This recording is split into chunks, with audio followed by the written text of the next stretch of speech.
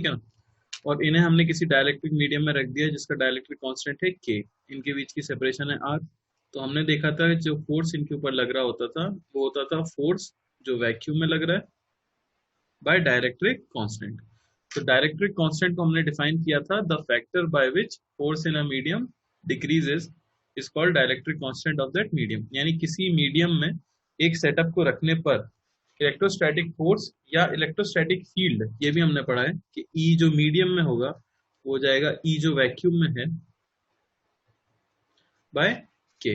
यानी कि वो फैक्टर जिससे कि इलेक्ट्रिक फील्ड या फिर इलेक्ट्रोस्टैटिक फोर्स किसी मीडियम में घट जाता है उसे हम उस मीडियम का डाइलेक्ट्रिक कांस्टेंट कहते हैं। ठीक है, तो ये हमने सिर्फ पढ़ा था अभी तक। अब हमें देखना है कि किसी कैपेसिटर पे क्या फर्क पड़ेगा अगर उसको हम किसी डाइलेक्ट्रिक मीडियम में रखते तो। ठीक है, तो यहाँ पे हम डाइलेक्ट्रिक स्लैब यूज करने वाले हैं। डाइलेक्ट्रिक स्लैब का मतलब हुआ बेसिकली कोई भी मटेरियल जो कि डाइलेक्ट्रिक है उसका एक हमने स्लैब ले लिया है। ठीक है ना, जैसे ग्लास का स्लैब होता है या डाइलेक्ट्रिक मटेरियल का स्लैब हो सकता है जैसे माइका या कोई और।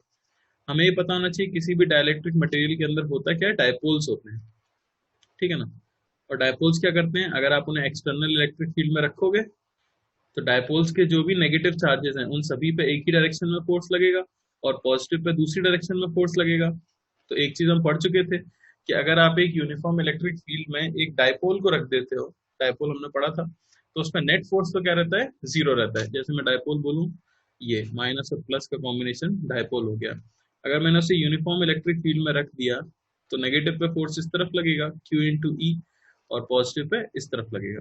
तो नेट फोर्स तो क्या होता है, जीरो होता है। लेकिन इस इलेक्ट्रिक फील्ड की वजह से हम ये कह सकते हैं कि इस डाइलेक्ट्रिक मीडियम में अगर डायपोल्स रैंडमली अलाइंड थे तो वो क्या होते हैं, एक डायरेक्शन में अलाइन हो जाते हैं। ठीक है ना, अब देखते हैं कैपेसिटर पे क्या फर्क पड़ने वाला है अगर आप उसमें डाइलेक्ट्रिक स्लैब को इंट्रोड्यूस कर देते हो तो। सबसे पहले अगर देखा जाए फॉर पैरेलल प्लेट कैपेसिटर, ठीक है ना, मान लो कि हमारे पास एक पैरेलल प्लेट कैपेसिटर है इस तरह से। मान लेते हैं इस पे चार्ज डेंसिटी दी हुई है प्लस सिग्मा, यानी कि सारा चार्ज यहाँ पे होगा पॉजिटिव, और यहाँ पे दी हुई है माइनस सिग्मा, सारा चार्ज यहाँ पे होगा नेगेटिव। ठीक है ना, और अब क्या किया गया, इसके बीच में एक डाइलेक्ट्रिक स्लैब को रख दिया गया है। अब ये शो इस तरह से किया जाता है लेकिन ये होता कंप्लीटली फिल्ड है। कंप्लीटली फिल्ड होने का मतलब ऐसा समझो कि आपके पास कोई स्लैब होती, ठीक है, इस तरह से मान लो कि हमारे पास एक स्लैब होती और मैं उसकी इस सरफेस पे कंडक्टिंग मटेरियल की एक कोटिंग लगा देता, पेंट लगा देता कंडक्टिंग मटेरियल का, और ये कंडक्टिंग मटेरियल का पेंट लगा देता, तो ये एक कैपेसिटर बन जाता। ये प्लेट्स की तरह काम करने लगते और ये कंप्लीटली फिल्ड कैपेसिटर कहलाता है। तो बेसिकली कैपेसिटर बनाई इस तरह से जाता है, आप एक मटेरियल लेते हो और कंडक्टिंग मेटल की यहाँ पे कोटिंग कर देते हो दो साइड पे, तो ये दो साइड्स जो कि पैरेलल हैं यही पैरेलल प्लेट कैपेसिटर की साइड्स हो जाती है। ठीक है ना, प्लेट्स हो जाती हैं जिनको हम यहाँ पे इस तरह से शो कर रहे हैं। तो ये कंप्लीटली फिल कर दिया मैंने, कोई डाइलेक्ट्रिक कांस्टेंट होगा के। तो एक चीज हम देख सकते हैं, क्योंकि ये एक कैपेसिटर है और उसके ऊपर चार्ज भी है तो उसके बीच में एक इलेक्ट्रिक फील्ड स्टैब्लिश हो जाएगी ई। और हमें पता भी है कैपेसिटर के अंदर इलेक्ट्रिक फील्ड की वैल्यू क्या होती है, सिग्मा बाय एप्सिलॉन नॉट, जहां सिग्मा बाय 2 एप्सिलॉन नॉट तो पॉजिटिव वाले की वजह से होती है और sigma bye 2 epsilon not negative वाले की वजह से होती है, जिसकी वजह से net field inside a capacitor कितनी होती है, सिग्मा बाय एप्सिलॉन नॉट। अब हमें एक चीज और पता है, जैसे किसी भी मीडियम में जाने पर फोर्स के टाइम्स कम हो जाता है, वैसे इलेक्ट्रिक फील्ड भी किसी भी मीडियम में जाने पर के टाइम्स कम हो जानी चाहिए। यानी कि ये जो एक्सटर्नल फील्ड है इसे मैं ई एक्सटर्नल कह देता हूँ। ये फील्ड किस वजह से बनी है, ये बनी है इन प्लेट्स की वजह से। वो फील्ड जब इस डाइलेक्ट्रिक स्लैब को एंटर करेगी तो ऑब्वियसली वो भी क्या हो जाएगी, डिक्रीज हो जाएगी।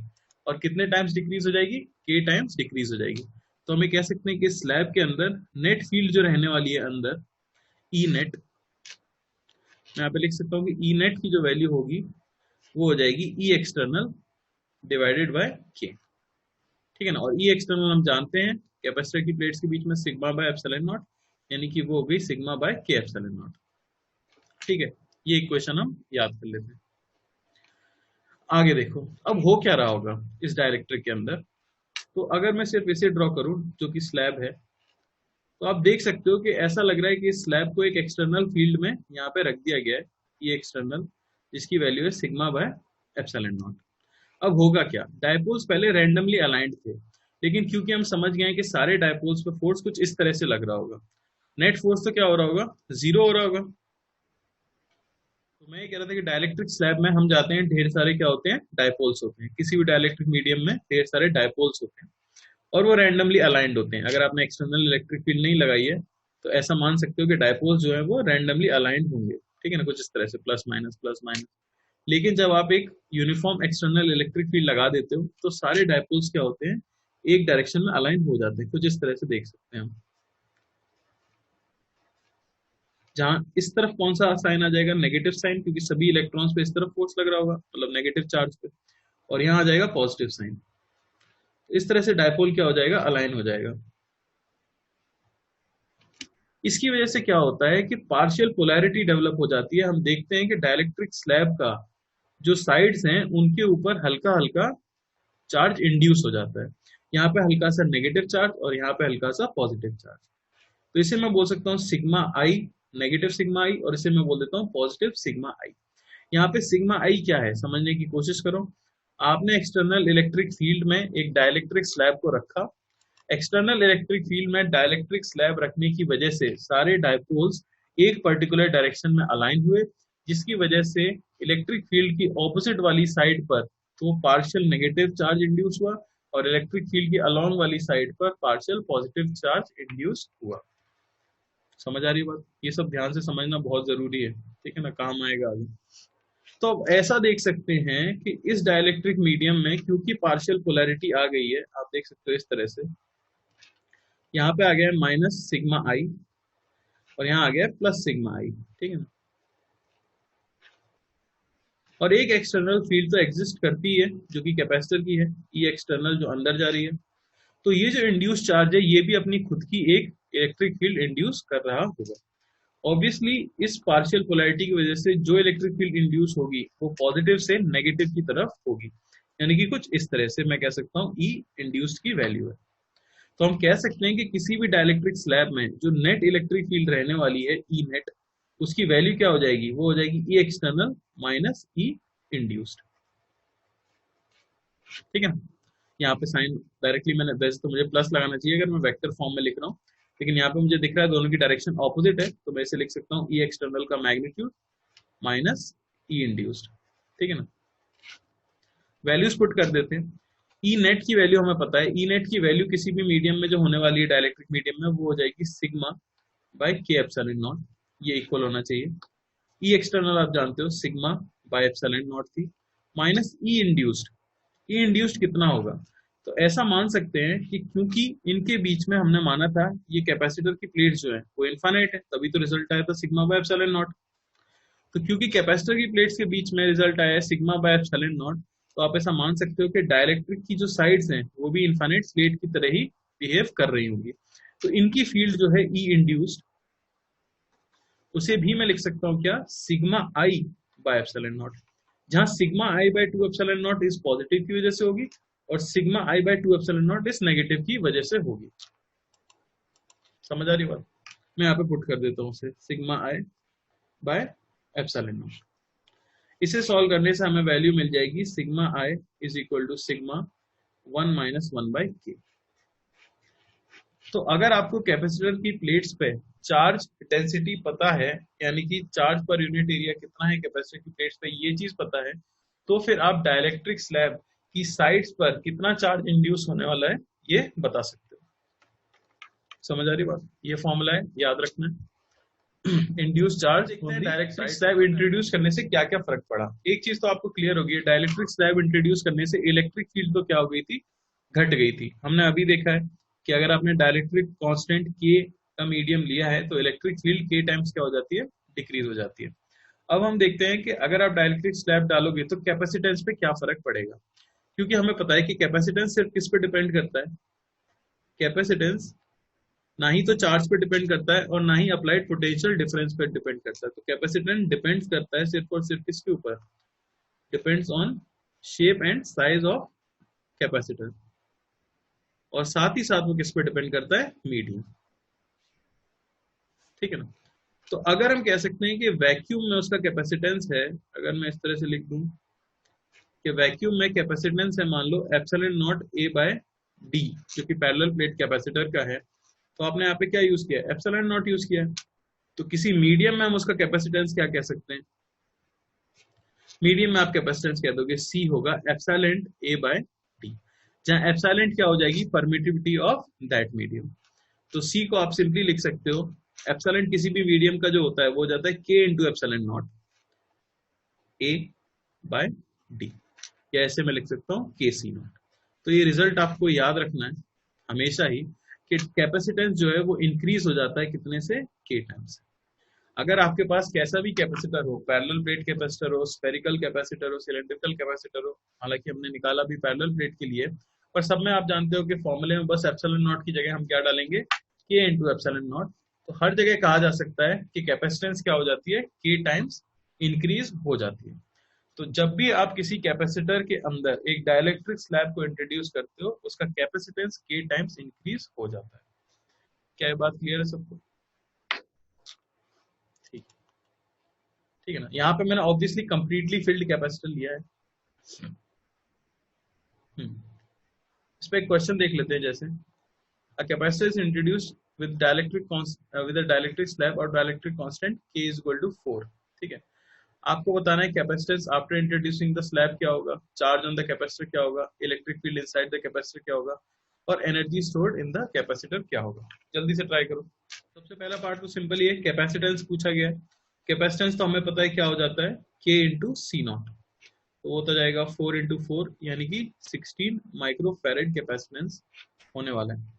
दूसरी चीज है चार्ज ऑन कैपेसिटर, तो आप देख सकते हो यहाँ पे 0 माना जाए तो यहाँ 0 रहेगा, और यहाँ 40, तो यहाँ भी क्या रहेगा, 40 रहेगा, यानी कि पोटेंशियल डिफरेंस तो 40 वोल्ट ही आने वाला है। अब हमें पता है Q बराबर CV होता है, कैपेसिटेंस बदल चुका है, तो Q हम लिख सकते हैं कैपेसिटेंस हो गया 16 और पोटेंशियल डिफरेंस है 40, यानी कि 640 माइक्रोकूलम चार्ज आ जाएगा उसके ऊपर। ठीक है ना, क्या और चाहिए होगा थोड़ा सा, तो आप एरिया को ले सकते हो। एरिया है मान लो 1 सेंटीमीटर स्क्वायर, और सेपरेशन है प्लेट्स के बीच का 1 मिलीमीटर। ठीक है, स्टोर्ड लिख देता हूँ, वो तो बहुत ही आसान है, हो जाता है हाफ CV स्क्वायर, तो हो जाएगा हाफ, कैपेसिटेंस हो गया 16 माइक्रोफेरेड, और पोटेंशियल डिफरेंस हमें पता है कितना है, 40 वोल्ट का स्क्वायर। ठीक है ना, ये आ गई हमारे पास एनर्जी स्टोर्ड। इलेक्ट्रिक फील्ड पे क्या फर्क पड़ेगा बताओ, क्या इलेक्ट्रिक फील्ड के टाइम्स कम हो जाएगी? तो आपको देखना है कि इलेक्ट्रिक फील्ड होती क्या है। देखो पोटेंशियल डिफरेंस क्या है इनके बीच का, पोटेंशियल डिफरेंस आपको पता है V मान लेता हूं मैं अगर, तो पोटेंशियल डिफरेंस होता है इलेक्ट्रिक फील्ड इनटू डिस्टेंस। ये चीज तो हमेशा वैलिड है, पोटेंशियल डिफरेंस होगा electric field into distance. Potential difference 40 volt है, इलेक्ट्रिक फील्ड हमें पता करनी है, इनटू सेपरेशन बिटवीन प्लेट्स है 1 मिलीमीटर। यहां से आपको इलेक्ट्रिक फील्ड की वैल्यू मिल जाएगी जो भी 40,000 न्यूटन पर कूलम। समझ आ रहा है? ठीक है ना, सिंपल सा क्वेश्चन था, मेनली इस चीज पे बेस्ड था कि अगर आप एक कैपेसिटर के अंदर एक डायरेक्ट्रिक स्लैब को इंट्रोड्यूस कर देते हो तो उसका कैपेसिटेंस के टाइम्स हो जाता है। ठीक है,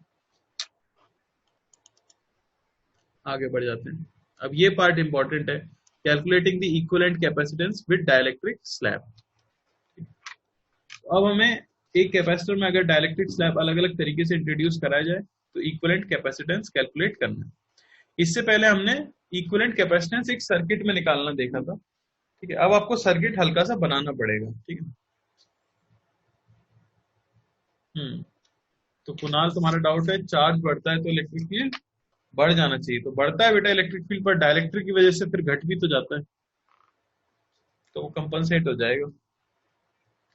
देखेंगे इस पर पूरा एक टॉपिक आएगा आगे जब हम हर चीज को कंपेयर करेंगे, बढ़ना घटना। ठीक है, पहले देख लो calculating equivalent capacitance with dielectric slab.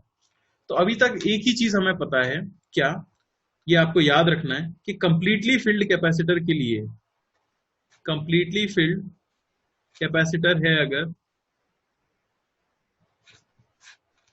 तो उसका कैपेसिटेंस हो जाता है के टाइम्स। ठीक है ना, और पैरेलल प्लेट के लिए अगर मैं बात करूं, पैरेलल प्लेट कैपेसिटर है अगर, तो हम कह सकते हैं कैपेसिटेंस हो जाता है k epsilon naught A by d. ठीक है, इसमें किसी को कोई डाउट नहीं, इतना हमें पता है। अब मान लो कि कंप्लीटली फील्ड कोई नहीं देता है। कंप्लीटली फील्ड के लिए तो ये फॉर्मूला है, बड़ा ही सिंपल सा है, निकाल सकते हो आप के जो भी दिया हो। पर मान लो कि किसी ने दे दिया आपको पार्शियली फील्ड, ठीक है ना।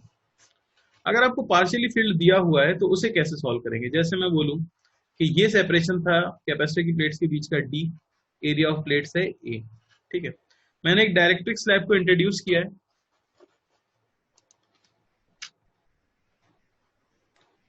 जिसका डायलेक्ट्रिक कांस्टेंट के है और उसकी जो थिकनेस है वो है d/2, ठीक है। तो अब ए और बी या पी और क्यू पॉइंट्स ले लेते हैं। तो पी और क्यू के बीच में इक्विवेलेंट कैपेसिटेंस कितना है वो हमें कैलकुलेट करना है, ठीक है ना। बची हुई जगह खाली है, यानी कि वहां पे वैक्यूम, वैक्यूम का के ऑब्वियसली क्या होता है 1 होता है। तो करने का तरीका देखो, आपको क्या पता है, हमें सिर्फ एक चीज पता है, वो है कंप्लीटली फिल्ड कैपेसिटर का कैपेसिटेंस, जो कि क्या हो जाता है k epsilon naught A by t. अब मैं इस एक कैपेसिटर को एक से ज्यादा कैपेसिटर्स में ब्रेक करूंगा ताकि जो रिजल्ट मुझे आता है मैं उसे यूज कर सकूं। कैसे? अगर मैं इसे इस तरह से ड्रॉ कर देता हूं कि ये पॉइंट हमारा पी एज इट इज है, ये रही आपकी प्लेट, और जहां तक के था सिर्फ वहीं तक मैं एक कैपेसिटर मानूं, यानी ये डिस्टेंस पे करता हूं d/2। इसके बाद यहां से बढ़ के एक और प्लेट हम ड्रॉ कर दें और फाइनली हमें प्लेट मिले Q, और ये जो दूरी है d/2 इसे मैं खाली छोड़ दूं। क्या किया मैंने? क्योंकि इस मीडियम के अंदर आप देख सकते हो इस पूरे d/2 थिकनेस तक डाइलेक्ट्रिक कांस्टेंट K भरा हुआ है, तो मैंने उसे एक कैपेसिटर मान लिया। अब यहां जो पोटेंशियल आया होगा, इस पॉइंट पे जो पोटेंशियल होगा वही तो मैटर करता है। तो मैंने क्या किया, इस रीजन को दो प्लेट से सिग्निफाई कर दिया है, ठीक है ना, इस तरह से ड्रॉ कर दिया दो प्लेट्स बना के। उससे कुछ फर्क तो पड़ने वाला नहीं है, क्यों? क्योंकि ये तो बस बीच वाला एक पॉइंट शो कर रहा है, और यहाँ हम जानते हैं यहाँ पे क्या है, वैक्यूम है एज इट इज, ठीक है ना। तो आप देख सकते हो कि इलेक्ट्रिक फील्ड इस तरह से रहेगी, इस रीजन में जो इलेक्ट्रिक फील्ड होगी वो यहाँ पे आ जाएगी, जो इस रीजन में इलेक्ट्रिक फील्ड होगी वो यहाँ पे आ जाएगी। तो इस तरह से हमने क्या किया है, एक डाइलेक्ट्रिक को एक से ज्यादा डाइलेक्ट्रिक में ब्रेक कर लिया है, यहाँ पे दो डाइलेक्ट्रिक में ब्रेक कर लिया। अब इसका इक्विवेलेंट कैपेसिटेंस हम निकाल सकते हैं। ये मैं जानता हूँ कंप्लीटली फील्ड है के, तो C1 की वैल्यू क्या हो जाएगी, के एप्सिलॉन नॉट ए बाय d/2। और सिमिलरली ये कंप्लीटली फील्ड किससे है, वैक्यूम से, आप ऐसे कह सकते हो। तो वैक्यूम के लिए फॉर्मूला क्या होता है ये भी हमें पता है, simply epsilon naught A by d, तो ये हो गया एप्सिलॉन नॉट ए बाय d/2। अब ये दोनों कैपेसिटर सीरीज में या पैरेलल में, ये भी हमें साफ दिख रहा होगा कि दोनों कैपेसिटर्स किसमें है, सीरीज में है, ठीक है ना। तो आप सिंपली क्या कर सकते हो, 1/C इक्विवेलेंट को लिख सकते हो 1/C1 प्लस 1/C2। यहां से हमें मिलेगा 1/C इक्विवेलेंट की वैल्यू है d/2 अपॉन के एप्सिलॉन नॉट ए plus d/2 bye epsilon naught ए, ठीक है ना।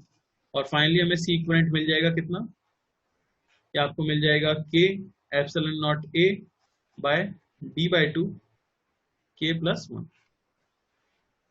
ठीक है ना। सॉल्व कर आगे तो कैलकुलेशन 1 2 3 जगह। तो मान लो कि ये कैपेसिटर के प्लेट्स इस तरह से, और यहाँ पे हमने ले लिया है के से भरा हुआ डाइलेक्ट्रिक का स्लैब, इससे एकदम अटैच्ड हमने ले लिया एक डाइलेक्ट्रिक स्लैब 2K से भरा हुआ, और बाकी को खाली छोड़ दिया है। ये सेपरेशन में मान लेता हूँ क्या है, D है, इसे मैं ले लेता हूँ d/4, और इसे भी मैं ले लेता हूँ d/4, ठीक। ये पॉइंट हो गया P, ये पॉइंट हो गया Q। यहाँ पे थोड़ा सा गैप दिख रहा है, लेकिन मानना है कि ये नहीं है, ठीक है। अब हमें बताना है कि इक्विवेलेंट कैपेसिटेंस कितना है P और Q के बीच में।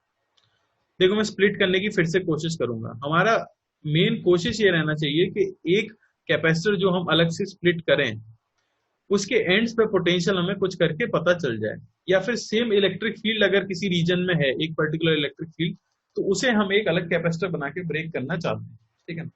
ये सब आप लॉजिक पे सोचने से आएगा, आपको दिख भी रहा होगा इसे मुझे कैसे ब्रेक करना चाहिए। P मैं जानता हूं कि K से पूरा भरा हुआ जो होगा उसका मैं निकाल सकता हूँ कंप्लीटली फील्ड में अगर K वाला ले लूं तो, ठीक है। उसके बाद आप देख सकते हो उससे डायरेक्टली कनेक्टेड कंप्लीटली फील्ड में अगर 2K वाला ले लूं तो मैं उसका आंसर बता सकता हूँ। और फिर तीसरा जो बच रहा है उसे मैं कंप्लीटली फिल्ड वैक्यूम से ले लूं और फाइनली पॉइंट बना दूं Q, तो हमारा आंसर आ जाएगा। तो इस बार मैंने एक कैपेसिटर को कितने में स्प्लिट किया है, 3 में स्प्लिट किया है, जहां ये डिस्टेंस d/4, ये डिस्टेंस क्या हो गई आपकी d/4, और ये डिस्टेंस क्या हो गई d/2।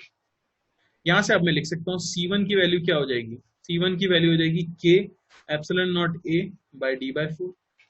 C2 की वैल्यू क्या हो जाएगी, C2 हो जाएगा 2K epsilon naught A by d/4, और ये वैक्यूम से भरा हुआ आप जानते हो C3, ये हो जाएगा epsilon naught A by d/2, जो कि डिस्टेंस बाकी थी, ठीक है ना।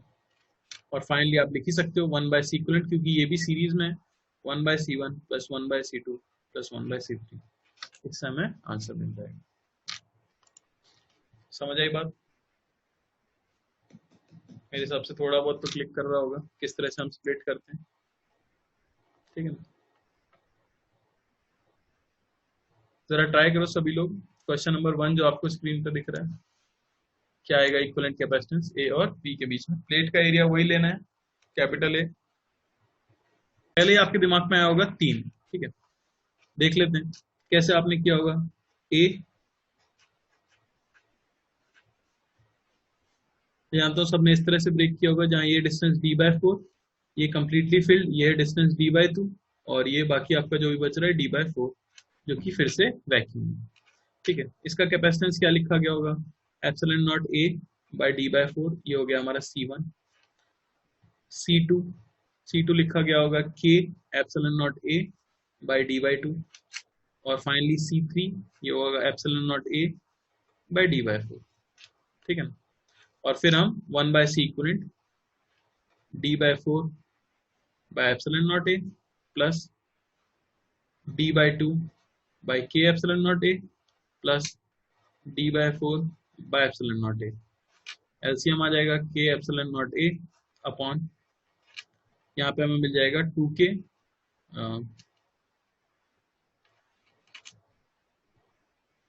कॉमन ले लेते हैं, d/4,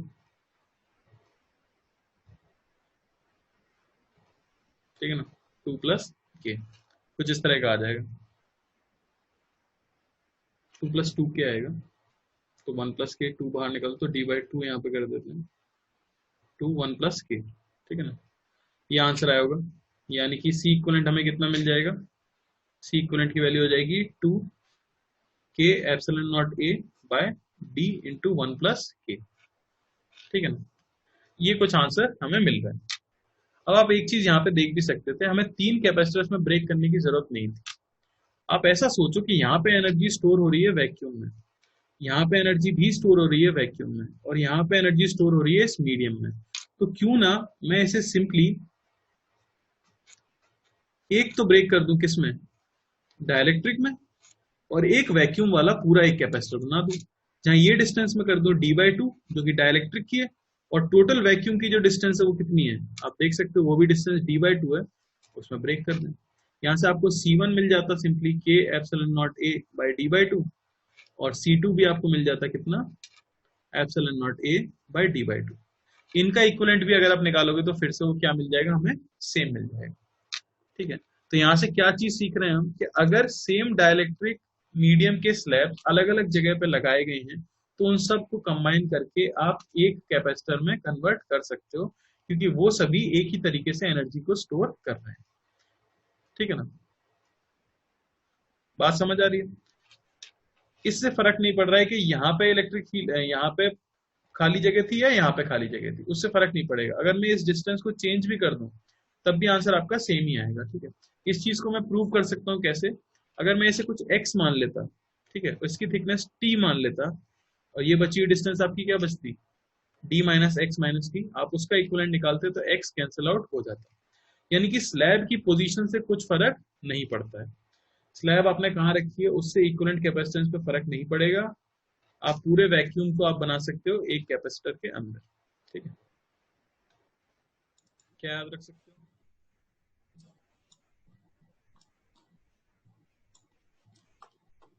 ये सभी लोग ये क्वेश्चन ट्राई करो, ठीक है। इसमें दोनों स्लैब्स के बीच की डिस्टेंस भी कितनी हो जाएगी, d/4। इस स्लैब की थिकनेस d/4 है, इसकी थिकनेस d/4 है, और इसके एंड से इस प्लेट के एंड की दूरी भी d/4 है। टोटल डिस्टेंस बोल देते हैं d है। तो ऑब्वियसली स्लैब 1 और स्लैब 2 के बीच की डिस्टेंस भी क्या रही होगी, d/4 रही होगी। एक पूरा वैक्यूम का, एक k का और एक 2k का। अगर हम ब्रेक करें तो कुछ ऐसा दिखेगा।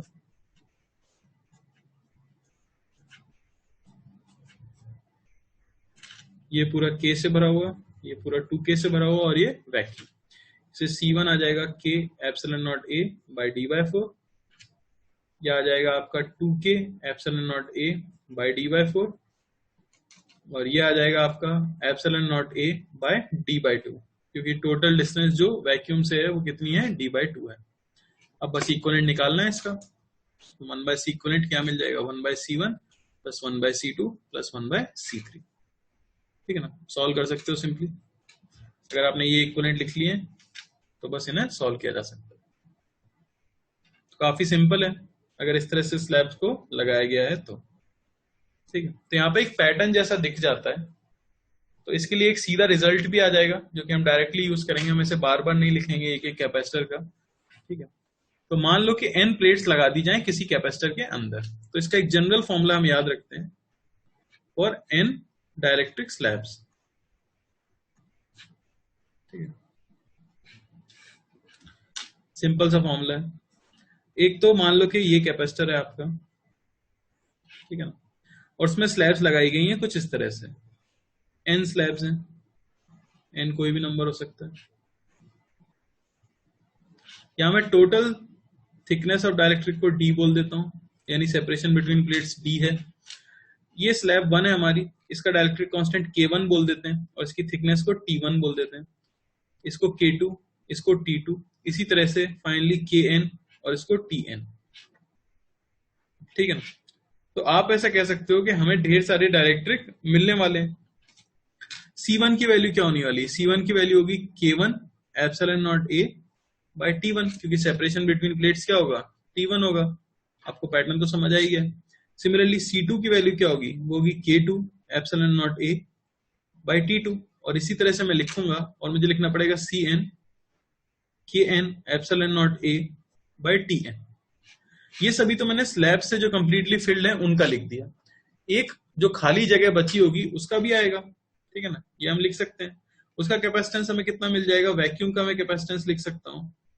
जो वैक्यूम सिर्फ बचेगा उसका कैपेसिटेंस हो जाएगा आपके पास, वैक्यूम का कैपेसिटेंस तो 1 हो जाता है, यानी कि एप्सिलॉन नॉट a बाय क्या होगा ये बता सकते हो आप, कितनी जगह बचेगी वैक्यूम के लिए। तो उसे मैं कह सकता हूं d माइनस जितनी भी जगह इन सभी की थिकनेस ने ले ली है, यानी कि समेशन t लिखा जा सकता है, उसे ti लिख देते हैं, इसे i बराबर 1 से लेके n तक। ठीक है, तो ये आखिरी कैपेसिटर मैंने किसका बनाया, वैक्यूम का बनाया। मैंने माना कि जो सेपरेशन बचा होगा वैक्यूम वाले कैपेसिटर की प्लेट्स के बीच में वो क्या होगा, ऑब्वियसली d माइनस इन सभी की थिकनेस। ठीक है, अब आप इक्विवेलेंट कैपेसिटेंस निकाल सकते हो। तो 1/c इक्विवेलेंट क्या मिलेगा हमें, वो मिलेगा t1 by k1 epsilon naught a plus t2 by k2 epsilon naught a, plus इस तरह से चलता रहेगा, और आप कह सकते हो प्लस फाइनली कहां गया, हाँ, d minus summation t i bye epsilon naught a। ठीक है ना, जैसे कि यहां पे दिख भी रहा होगा, इस तरह से हम लिख सकते हैं। इसी को अगर आप सॉल्व करोगे, ठीक है, सिंप्लीफाई करने से हमें रिजल्ट मिल जाएगा। सी इक्विवेलेंट की वैल्यू जो मिल जाती है वो मिलती है epsilon naught a by d minus summation of ti, i बराबर 1 से लेके n, plus summation of ti by ki, i बराबर 1 से लेके n। ठीक है ना, इस सारे t वाले टर्म्स को नीचे लेके आने से मिल जाता है हमें। फॉर्मूला याद रखना है, अगर n प्लेट्स आपको दी गई हैं, n स्लैब्स अगर दी गई है कैपेसिटर के अंदर, तो सिंपली सी इक्विवेलेंट का फॉर्मूला हो जाएगा epsilon a by d minus सभी प्लेट्स की थिकनेस का समेशन प्लस प्लेट की थिकनेस अपॉन उसका डाइलेक्ट्रिक कांस्टेंट इनका समेशन। क्या किसी को कोई डाउट है? कुछ नहीं है, एक रिजल्ट जैसा आ गया है, इसलिए बस हमने लिख लिया है, डायरेक्टली याद रख सकते हैं। ठीक है ना, n प्लेट्स के लिए। एक चीज और याद रखना, क्या कि वैक्यूम के लिए तो के की वैल्यू क्या हो जाती है, वैक्यूम के लिए हमें पता है के की वैल्यू 1 होती है। क्या कोई बता सकता है कि कंडक्टर के लिए के की वैल्यू क्या होगी? जैसे कि आयरन वगैरह बोल दिया जाए तो कंडक्टर के लिए के की वैल्यू क्या होगी?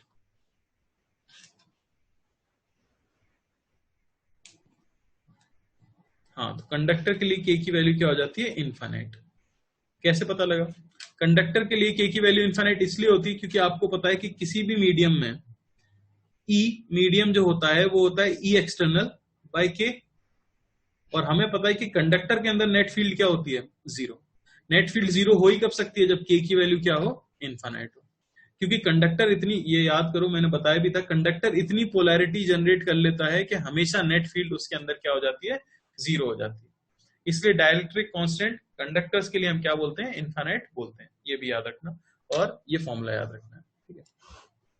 इस फॉर्मूले पे बेस्ड कुछ क्वेश्चन कर लेते हैं डायरेक्टली। अब आप इक्विवेलेंट कैपेसिटेंस बता सकते हो, जैसे कि ये पहला क्वेश्चन करो जरा। दो स्लैब्स लगाई गई हैं कैपेसिटर की प्लेट्स के बीच में, के और 2k, और हमें इक्विवेलेंट बताना है। इक्विवेलेंट हमें मिल जाएगा epsilon naught A by d minus summation of thickness. तो इन दोनों का समीशन हो गया कितना? d/4 plus d/4 plus thickness bye के, यानी d/4k, ठीक है ना, plus d/4 into 2k, summation of ti/ki, ठीक है। ये आपका आंसर हो जाएगा सिंपली। तो ये कुछ ऐसा मिल रहा है, एप्सिलॉन नॉट ए बाय, ये हो गया कितना? d/2 plus d/4k plus d/8k, ठीक है ना, ये 3d/8k कह सकते हैं। कुछ ऐसा हमें सीक्वेंट मिल जाएगा। समझ आया? सिंपल है। अगर ये फॉर्मूला याद रहेगा तो आप बता सकते हो कभी भी। एक और कर लेते हैं क्वेश्चन, तो यहाँ पे मैंने कई सारे दिए हैं। फोर्थ कर लो जरा, फोर्थ का आंसर बता दो क्या आ जाएगा। Equivalent capacitance between a and b, fourth में।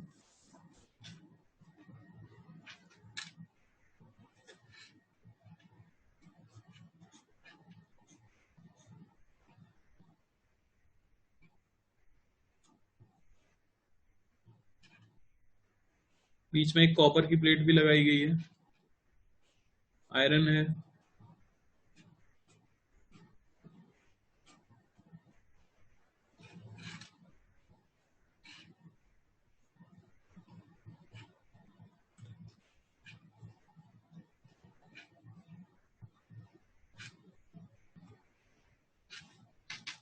बताओ क्या आएगा।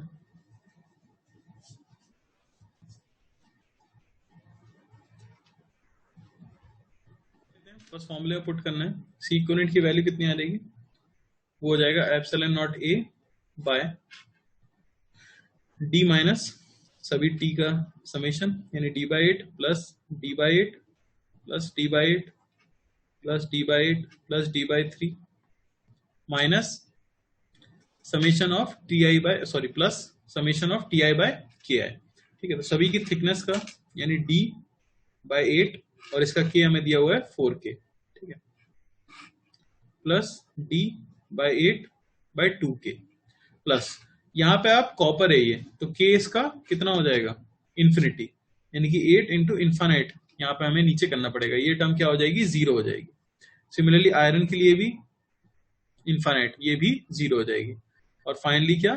वैक्यूम के लिए, ठीक है ना, सॉरी के के लिए, क्योंकि क्या हो जाएगा? d/3, और के तो क्या हो जाता है? के यहाँ पे दिया हुआ, ठीक है। इसे सॉल्व करने से हमें आंसर मिल जाएगा। ये टर्म जीरो हो चुकी है और ये टर्म भी जीरो हो चुकी है। तो यहाँ पे याद क्या रखना था बस, कि कंडक्टर्स के लिए डाइलेक्ट्रिक कांस्टेंट क्या लेते हैं हम? इनफाइनाइट लेते हैं, ठीक है, क्योंकि वो अपने अंदर नेट इलेक्ट्रिक फील्ड को हमेशा क्या कर देते हैं? जीरो कर देते हैं। कोई दिक्कत किसी को? सिर्फ फॉर्मूला पुट करना है और कुछ नहीं है,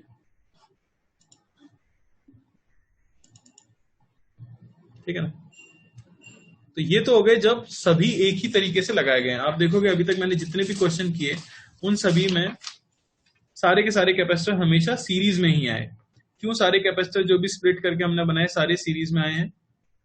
क्योंकि सारे कैपेसिटर की जो स्लैब्स हैं उनका एरिया जो है वो हमारे प्लेट के एरिया के इक्वल है, ठीक है ना। तो वो हमेशा कहाँ आ जाता है, बीच में आ जाता है, ठीक है। तो वो हमेशा किस में आ रहे थे, सीरीज में आ रहे हैं। अब मान लो कि कुछ ऐसा हो जाए कि वो पैरेलल में आने लगे, जैसे कि आगे आप देख सकते हो।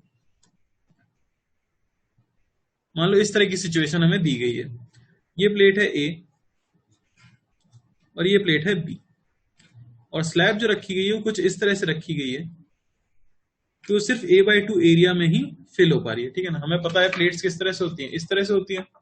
तो प्लेट्स के बीच में सिर्फ ऊपर का आधा पोर्शन ही डाइलेक्ट्रिक स्लैब से भरा हुआ है। अब आपको इक्विवेलेंट कैपेसिटेंस बताना है ए और बी के बीच में। तो अब आप सोच के देखो, आप कैपेसिटर को किस तरह से स्प्लिट करोगे। क्या इसका कैपेसिटेंस के into epsilon naught A by D होगा? तो नहीं, इसका कैपेसिटेंस के into epsilon naught A by D नहीं होगा। क्यों? क्योंकि ये कंप्लीटली फिल्ड नहीं है। अगर ये कंप्लीटली फिल्ड नहीं है तो फिर इसका कैसे कैलकुलेट किया जाए? तो पता लगता है कि हम इसे फिर से क्या करेंगे, स्प्लिट करेंगे। और कैसे स्प्लिट करेंगे? इस तरह से स्प्लिट करेंगे कि एक पर्टिकुलर कैपेसिटर में एक पर्टिकुलर इलेक्ट्रिक फील्ड रह सके, ठीक है। तो आपको समझ आ रहा होगा मुझे किस तरह से ब्रेक कर देना चाहिए इसे। ऐसा भी आप देख सकते हो कि यहाँ जो इलेक्ट्रिक फील्ड है, यहाँ जो इलेक्ट्रिक फील्ड है, यहाँ पे डायपोल क्या हो जाएंगे, अलाइन हो जाएंगे एक पर्टिकुलर डायरेक्शन में, ठीक है ना। तो वो इलेक्ट्रिक फील्ड को चेंज करने की कोशिश कर रहे होंगे, है कि नहीं? एक सेकेंड।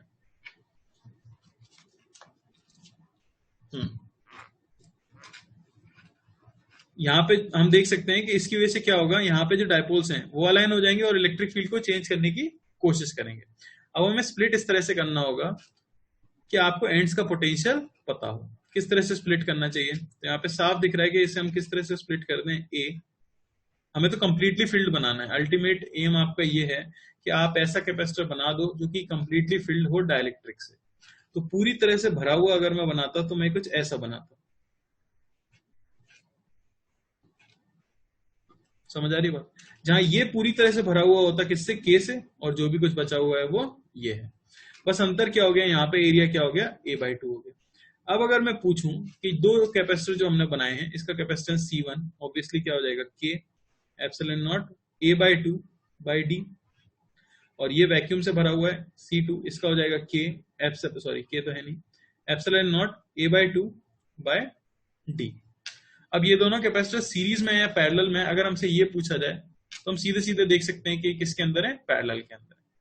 क्यों ये पैरेलल के अंदर? क्योंकि इनके एंड्स जो हैं वो सेम पॉइंट से कनेक्टेड है। आप अगर बैटरी लगा दोगे ए और बी के बीच में तो दोनों कैपेसिटर के अक्रॉस पोटेंशियल ड्रॉप क्या आएगा, सेम आएगा। तो क्योंकि ये पैरेलल में है तो इक्विवेलेंट कैपेसिटेंस हम सिंपली बता सकते हैं C1 प्लस C2, या C इक्विवेलेंट की वैल्यू क्या हो जाएगी, k epsilon not a/2 by D plus epsilon not a/2 by D, यानी हमें मिल गया k plus 1 epsilon not a/2 D, ठीक है। ये आ गया इक्विवेलेंट कैपेसिटेंस। तो ये थोड़ा फील से आएगा, काफी सारे क्वेश्चन करोगे तो समझ आने लगेगा कि हमें करना क्या होता है। हमें कैपेसिटर को इस तरह से ब्रेक करना होता है कि हम कंप्लीटली फिल्ड कैपेसिटर्स फॉर्म कर सकें, ठीक है ना। जो छोटी सी ट्रिक मैं याद रखता हूं वो ये है कि अगर जब भी आप कैपेसिटर्स को फर्दर कैपेसिटर में डिवाइड कर रहे हो, ध्यान से सुनना, और आप जो मेन प्लेट है उसको इंटैक्ट रखते हो, जब भी आप कैपेसिटर्स बनाओ तो वो सीरीज में होते हैं। लेकिन अगर आप मेन प्लेट को ब्रेक कर रहे हो कहीं से भी तो वो पैरेलल में आ जाते हैं। जैसे इससे पहले वाले सारे केसेस में अगर देखा जाए तो आप देख सकते हो कि जो मेन प्लेट है वो कभी भी ब्रेक नहीं होती है, वो हमेशा एंड्स बनती है ए और बी पॉइंट्स के, आप देख सकते हो ना। और जो फर्दर हमें प्लेट्स बनानी पड़ी वो हमने बीच में बनाई है, पर हमने इन प्लेट्स को ब्रेक नहीं किया है। तो ये हिंट होता है सीरीज के लिए। और यहाँ पे मुझे प्लेट क्या करनी पड़ी, ब्रेक करनी पड़ी, तो वो हिंट हो जाता है किसके लिए, पैरेलल के लिए। बाकी आप अपने श्रद्धा के हिसाब से कुछ सोच सकते हो किस तरह से समझा जाए, वरना लगाना बस सीरीज पैरेलल का फॉर्मूला ही है, ठीक।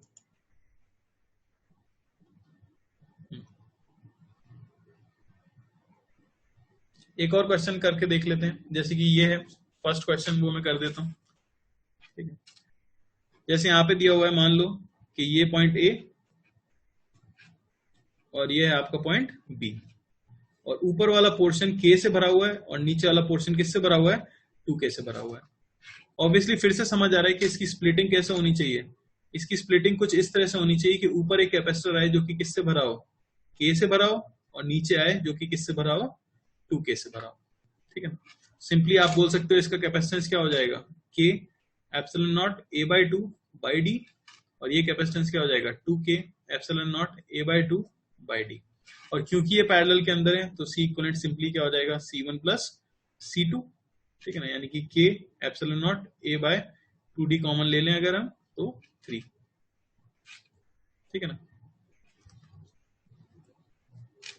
किसी को कोई डाउट नहीं है? अगर तो करो क्वेश्चन नंबर 2। यही क्वेश्चन थोड़े से अच्छे क्वेश्चन होते हैं इस पर्टिकुलर टॉपिक में। ठीक है, अब यहाँ पे देख लेते हैं सेकंड का आंसर क्या आएगा। तो सेकंड में 3 स्लैब यूज की गई है, तो ऑब्वियसली इसे ब्रेक कैसे करेंगे हम, कुछ इस तरह से ब्रेक करेंगे। ऊपर वाला कंप्लीटली फिल्ड मान लेते हैं किससे, के से। बीच वाला कंप्लीटली फिल्ड हो गया किससे, 2k से। और नीचे वाला कंप्लीटली फिल्ड हो गया किससे, 3k से।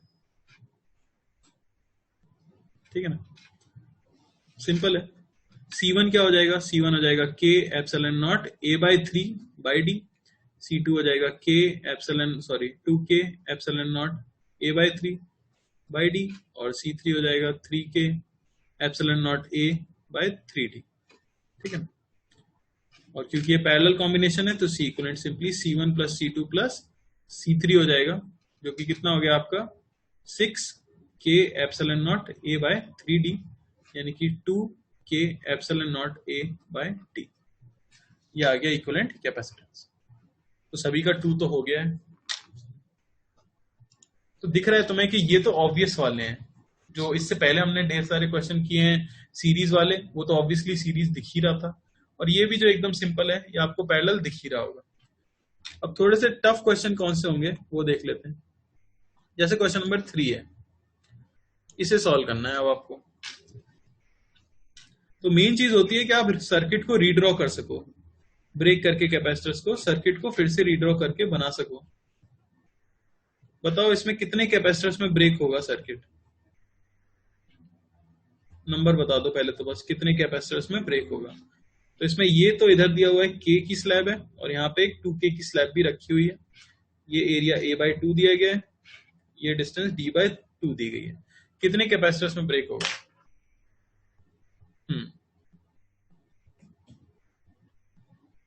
नीलेश बोल रहे हैं एक कैपेसिटर में ब्रेक होगा। इसे कहते हैं कोरोना के दुष्प्रभाव जो दिमाग पे हो गए हैं शायद आपके। एक कैपेसिटर में ब्रेक क्या होगा भाई? हाँ, तो यहाँ 3 और 4 दो ऑप्शन आपके पास, या तो आप 3 कैपेसिटर में ब्रेक करोगे या 4 कैपेसिटर में ब्रेक करोगे। सभी लोग ध्यान से देखना है इस क्वेश्चन को, ठीक है?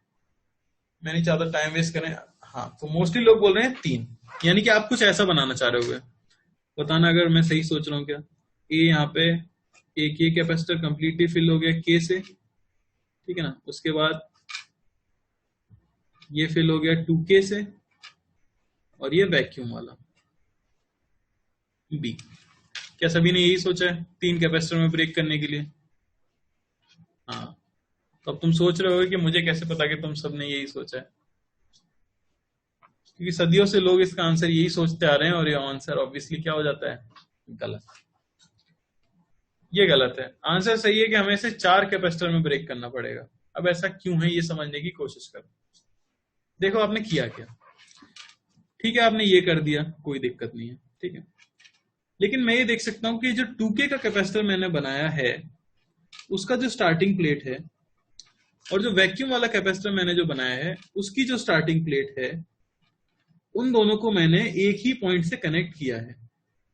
समझ आ रही बात? यानी कि मैं ये कहना चाहता हूं कि 2k के जस्ट यहां पर पोटेंशियल और उसके नीचे इस पॉइंट पे जो पोटेंशियल है, जो कि इस प्लेट से रिप्रेजेंट किया गया है, ये दोनों क्या है, सेम। ठीक है, अब देखना चीजें कंफ्यूजिंग कैसे होंगी। ठीक है भाई, क्या यहां का पोटेंशियल यहां के पोटेंशियल के इक्वल होगा? क्या यहां की इलेक्ट्रिक फील्ड यहां की इलेक्ट्रिक फील्ड की इक्वल होगी? नहीं। आपको पता है कि यहां पे अगर इलेक्ट्रिक फील्ड E होगी तो यहां पे इलेक्ट्रिक फील्ड होगी E by 2k, क्योंकि हमें पता है कि मीडियम में तो k टाइम्स कम हो जाती है वैक्यूम से। और एक चीज आपको पता है कि पोटेंशियल डिफरेंस ये होता है इलेक्ट्रिक फील्ड इनटू डिस्टेंस। समझ आ रही है बात? तो अगर पोटेंशियल डिफरेंस होता है इलेक्ट्रिक फील्ड इनटू डिस्टेंस, इस पूरी प्लेट का पोटेंशियल फिक्स है, क्योंकि ये तो एक कंडक्टिंग प्लेट है तो इसका पोटेंशियल तो फिक्स है, यानी यहां का पोटेंशियल फिक्स है। तो यहां से पीछे चलने पर अगर हम ये फॉर्मूला अप्लाई कर दें तो आप देख सकते हो, क्योंकि यहां इलेक्ट्रिक फील्ड और यहां इलेक्ट्रिक फील्ड दोनों में डिस्टेंस तो सेम है, लेकिन दोनों जगह पे इलेक्ट्रिक फील्ड क्या है, अलग अलग है। अगर दोनों जगह पे इलेक्ट्रिक फील्ड अलग अलग है तो दोनों जगह पे जो पोटेंशियल डिफरेंस आएगा इसके और इसके बीच का, इसके और इसके बीच का, वो भी क्या आएगा, अलग अलग आएगा। अगर इनका पोटेंशियल डिफरेंस अलग अलग आएगा, यानी इस पॉइंट का पोटेंशियल और इस पॉइंट का पोटेंशियल अलग अलग आएगा। अगर इनका पोटेंशियल अलग आ रहा है, यानी कि मैं इस तरह से ड्रॉ नहीं कर सकता। कोई क्या कह सकता है, कोई कह सकता है कि अगर हम इस तरफ से चलते तो आप देखो यहां जो इलेक्ट्रिक फील्ड है वही इलेक्ट्रिक फील्ड यहां होगी, तो फिर E इंटू डी से तो सेम आ रहा है, तो नहीं। ठीक है, आप ऐसा नहीं कर सकते। ऐसा कोई जरूरी नहीं है कि एक डाइलेक्ट्रिक में एक ही इलेक्ट्रिक फील्ड हो। ऐसा पॉसिबल है कि एक डाइलेक्ट्रिक के अंदर ऊपर वाले रीजन में कुछ इलेक्ट्रिक फील्ड अलग है और नीचे वाले रीजन में इलेक्ट्रिक फील्ड कुछ अलग है। ये सिंपली डिपेंड करता है कि उनके ऊपर जो इंड्यूस चार्ज है वो किस तरह से डिस्ट्रीब्यूटेड है। ठीक है, तो हम इस तरफ से समझ के देखेंगे, क्योंकि आप इन दोनों पॉइंट्स को एक पॉइंट से रिप्रेजेंट करना चाहते हो, यानी आपको श्योर होना चाहिए था कि यहाँ पे जो पोटेंशियल है वही पोटेंशियल यहाँ पे होना चाहिए। क्या एक डाइलेक्ट्रिक के अंदर एक से ज्यादा इलेक्ट्रिक फील्ड हो सकती है? तो ये चीज आपको याद रखनी है कि एक डाइलेक्ट्रिक स्लैब में एक से ज्यादा इलेक्ट्रिक फील्ड एग्जिस्ट कर सकती है। लेकिन हम ये चीज तो श्योरली कह सकते थे कि यहाँ की इलेक्ट्रिक फील्ड और वैक्यूम की इलेक्ट्रिक फील्ड दोनों अलग होने वाली है, जिसकी वजह से इस पॉइंट और इस पॉइंट का पोटेंशियल ऑब्वियसली क्या होने वाला है, अलग होने वाला है। तो क्योंकि अलग होने वाला है तो मैं इसे इस तरह से ड्रॉ नहीं कर सकता। तो फिर मैं इसे किस तरह से ड्रॉ करूंगा? मैं इसे ड्रॉ करूंगा कुछ इस तरह से। आप ए पॉइंट बनाओगे, ये और ये हुआ बी पॉइंट, और सिमिलरली एक नीचे। हमें इसे ब्रेक करना पड़ेगा 4 कैपेसिटर्स में। मैं इसे इस तरह से ब्रेक कर देता हूं। समझ आ रही बात? जहां ये कंप्लीटली फिल्ड है के से, ये कंप्लीटली फिल्ड है 2k से, ये नीचे वाला पोर्शन ये कंप्लीटली फिल्ड है k से, और ये वैक्यूम से फिल्ड है। ये ऑब्वियसली एरिया हो चुका है a/2 और ये डिस्टेंस हो चुकी है क्या, d/2 हर एक कैपेसिटर के लिए। समझ आ रहा है? अब इसका हम इक्विवेलेंट निकालेंगे। मैं इसे C1 बोल दूं, अगर ये C2 है, इसे C3 बोल दें, इसे C4 बोल दें। C1 हम सिंपली लिख सकते हैं, क्या हो जाएगा, k epsilon not a/2 bye d/2। C2 हो जाएगा हमारा 2k epsilon not a/2 bye d/2। C3 हो जाएगा k epsilon not a/2 bye d/2। और C4 वैक्यूम से भरा हुआ जो है वो हमें पता ही कितना हो जाएगा, epsilon not a/2 bye d/2। और फाइनली इक्विवेलेंट कैपेसिटेंस क्या आएगा, आप देख सकते हो, C1 और C2 सीरीज में, C3 C4 सीरीज में, फिर ये फाइनली किसमें है, पैरेलल में। तो इक्विवेलेंट कैपेसिटेंस में लिख सकता हूं C1 C2 by C1 plus C2 plus C3 C4 by C3 plus C4। ये मैंने सीरीज का सॉल्व किया और फिर दोनों को फाइनली पैरेलल में सॉल्व किया। समझ आ रही बात? तो ये इंपॉर्टेंट क्वेश्चन है।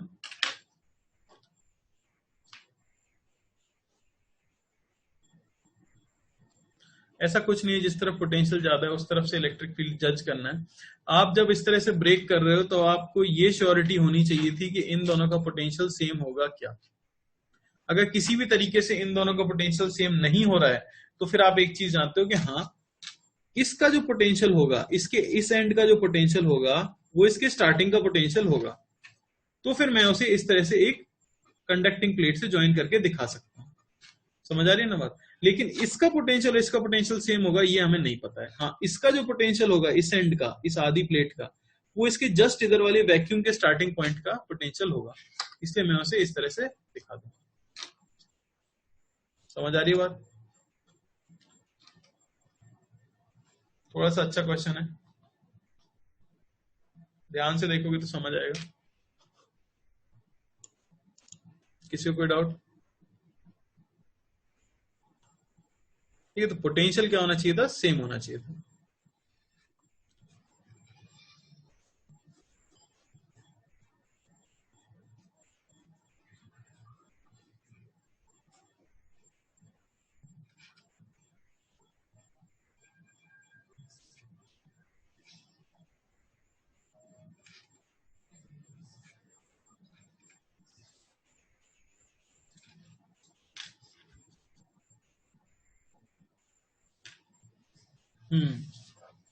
तो दो आंसर आए, अलग अलग है, ध्यान से करो जरा, सर्किट ड्रॉ करना है बस।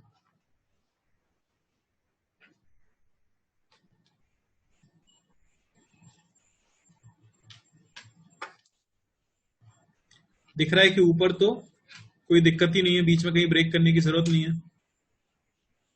ठीक है। तो ऊपर वाले को अलग ही कर देते हैं पूरा। ये हो गया आपका के से भरा हुआ, नीचे आपको दो में ब्रेक करना पड़ेगा। जो इसके एंड का पोटेंशियल होगा वो इसके स्टार्टिंग का पोटेंशियल होगा, क्योंकि दोनों सेम ही पॉइंट है। ये 2K से भरा हुआ, ये 3K से भरा हुआ। C1 बोल देता हूँ, C2, C3। C1 क्या आ जाएगा? C1 आ जाएगा K epsilon naught A by 2 by D। C2 हो जाएगा 2K epsilon naught A by 2 by D by 2। और C3 हो जाएगा 3K epsilon naught A by 2 by D by 2, ठीक है। और फाइनली C इक्विवेलेंट क्या मिल जाएगा हमें? तो C2 और C3 तो किस में है? सीरीज में, और वो C1 के साथ पैरेलल में। तो C इक्विवेलेंट हमें मिल जाएगा C1 plus C2 C3 bye C2 plus C3, ठीक है। सिंपल सा लग रहा है, सॉल्व कर लो जरा। 6 का आंसर बताओ क्या आएगा? 6।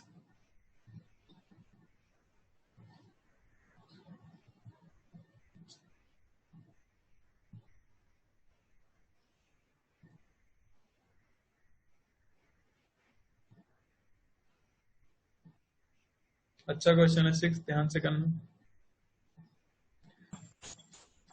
कैसे ब्रेक कर सकते हैं? अब यहाँ पे हमें एक चीज पता है कि यहाँ का पोटेंशियल, इस पॉइंट पे पोटेंशियल, तो इसके एंड का पोटेंशियल और इसके स्टार्टिंग का पोटेंशियल सेम रहने वाला है। लेकिन यहाँ का पोटेंशियल और यहाँ का पोटेंशियल सेम होगा ये हम श्योरली नहीं कह सकते, क्योंकि यहाँ 2K और यहाँ 3K है। तो ऑब्वियसली मैं इस पूरे को तो एक कैपेसिटर नहीं बना सकता, मुझे इस तरह से ब्रेक तो करना ही पड़ेगा। सबसे पहले तो क्या हो गया, ए पॉइंट यहाँ पे आ गया, ऊपर ये आपका कंप्लीटली फिल्ड के वाला आ चुका है, ठीक है ना। उसके बाद ये हमें पता है कि इसका जो एंड है, इसका जो स्टार्टिंग है वो सेम पॉइंट है, तो ये 2K वाला आ गया आपका फुल्ली फिल्ड। और फिर ये वैक्यूम का भी बाकी है, तो एक कैपेसिटर आपको वैक्यूम का भी बनाना पड़ेगा, और यहां हमें मिल गई प्लेट बी। सिमिलरली नीचे वाला के वाला पोर्शन एक ये बनेगा, ठीक है। और हम नीचे देख सकते हैं 3K, इसका एंड इसका स्टार्टिंग सेम है, तो एक हमें मिल जाएगा 3K, ठीक है। अब हमें पता है सारे एरिया तो A बाई 2 है, ये डिस्टेंस D बाई 2 है, ये डिस्टेंस D बाई 2, ये आपको पता है D बाई 2, ये है D बाई 4 क्वेश्चन में, तो ये वैक्यूम वाला भी कितना होगा? D बाई 4, ठीक है ना। अब बस लिख लो C1, C2, C3, C4 और C5, ठीक है। इक्विवेलेंट में सीधे सीधे पहले वैल्यूज लिख देता हूँ। C1 की वैल्यू क्या हो जाएगी? वो हो जाएगी K epsilon naught A by 2 by D by 2। C2 हो जाएगा कितना? 2K epsilon naught A by 2 by D by 4। C3 हो जाएगा epsilon naught A by 2 by D by 4। C4 ये हो जाएगा हमारा K epsilon naught A by 2 by D by 2। और फाइनली C5 हो जाएगा 3K epsilon naught A by 2 by D by 2, ठीक है। अब आपको इक्विवेलेंट लिखना है, तो मैं इन्हीं के टर्म्स में लिख रहा हूँ, सिर्फ सॉल्व नहीं करूंगा मैं, ठीक है ना। सॉल्व कर देते हैं, मतलब सॉरी लिख देते हैं। क्या आ जाएगा? C4 और C5 सीरीज में, और C1, C2, C3 ये आपके किसमें है? सीरीज में, ठीक है। तो इनका इक्विवेलेंट और C इक्विवेलेंट हमें फाइनली क्या मिलने वाला है? वो हो जाएगा इनका इक्विवेलेंट, तो आप लिख सकते हो कितना हो जाएगा?